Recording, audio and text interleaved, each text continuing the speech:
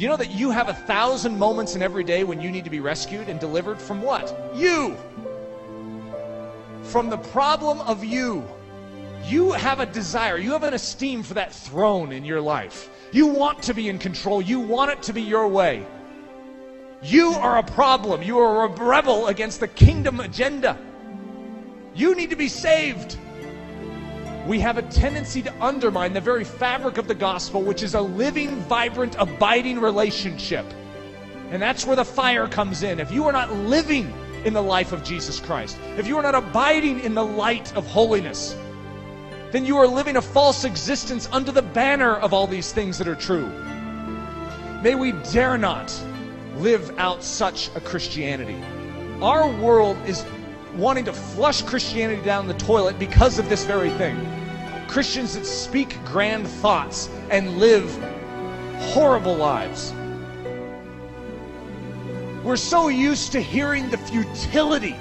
We're so used to hearing about the failure, and we know the failure in our own life, that we don't believe in victory anymore.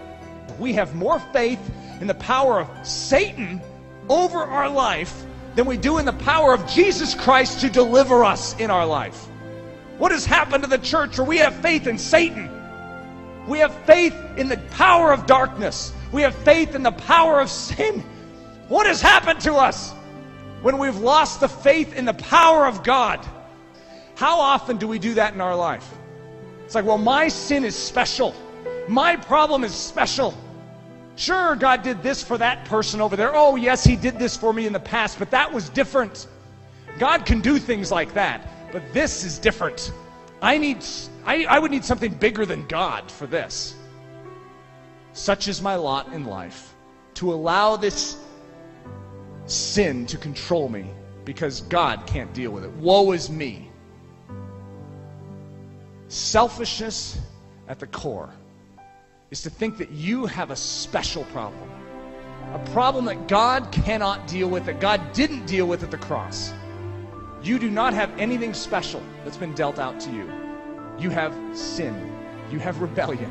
You have selfishness. And God is an expert at dealing with it. He will deal with every vice in your existence. You simply must believe it. God wants to purge us of everything that stands against His agenda in our life, which is a life of faith. It's a life of absolute confidence. When He says it, when He promises it, we esteem it and we say He will perform it, and our life matches up and we take a step forward. I will stand in this exact point and say He will do it until I die. Why do I have such a confidence? Because He's done it in me. I'm not speaking about things that are just theoretical. The reason I speak with passion on this exact point is because I allow no shadow in my life. I detest shadow. We're in the midst of a war. Shadow is constantly trying to cover our life. We must not let it. That even as I speak tonight, you're saying, God, shine your light into the shadow. Please do not allow anything to remain. There's a part of you that rises up, and there's another part that says, whoa, be careful. If that shadow is exposed, if God gets into that, who knows what will happen to you? Why? Why would we hesitate? The God of the universe has literally given us, laid out for us a banquet for the soul, to partake and to feast upon His very person, to know Him, the King of the universe, intimately, to discover the inheritance of heaven, all the power, all the grace, all the glory. It's there waiting to be had, and we hesitate. Why would we hesitate? Why are there things in life that we don't hesitate at all to partake of, to participate in? Because we know there isn't a cost associated with those. We know that it won't demand us to give up our life as we now know it. But the gospel is after your life. The gospel wants you. The gospel is about a purchase, and that purchase is of you. You are not your own. But God has already laid out the stakes. It's either Him or it's destruction. He's made His pattern. He's given you the means of salvation. He's given it all. He gave up His life. Do not reject it. Do not hold it with contempt and stand back as if it's your decision and you are testing the waters to see if God is worthy of you. He has purchased you with His blood. Why in the world are we hesitating? everything we've done is absolutely empty if it doesn't capture your soul and change your life. This is nothing. In fact, it will harm you, because now you will have actually heard the truth, esteemed it, and think you have it because you've heard it.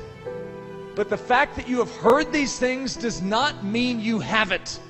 And tonight we must grapple with the difference between hearing and having. We love each of you so much that we do not want that shadowy side to continue.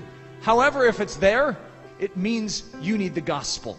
It means you need the power of God into salvation. Salvation is not merely the beginning point where, yes, I was saved and now I get to experience eternity with Jesus Christ.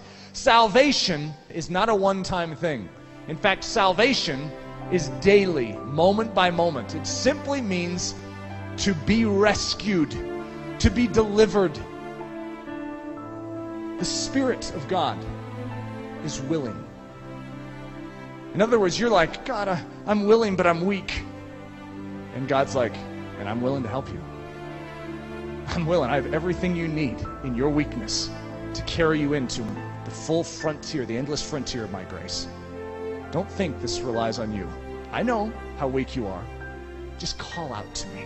Ask for my assistance, and I will give you everything you need. As Oswald Chambers says, when obedience is in the ascendant, in other words, God has called you, and you know what it is. Simple obedience. He says, just obey, step out.